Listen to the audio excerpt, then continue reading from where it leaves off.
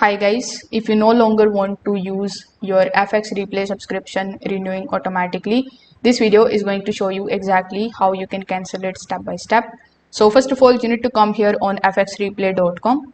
Afterwards, when you are inside the dashboard, you just have to simply click on the option of account settings.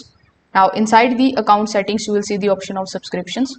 So over here, it is going to show you the subscription that you are currently using.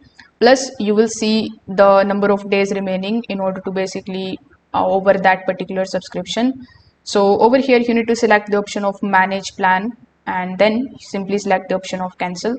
Now, as soon as you select the option of cancel, you will be landed on the payment page where you just have to scroll down a bit and select the reason why you are canceling this subscription.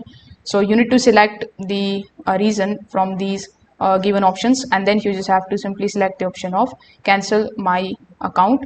So here, after understanding this, simply select the option of cancel, and this way you will be able to cancel your FX replay subscription.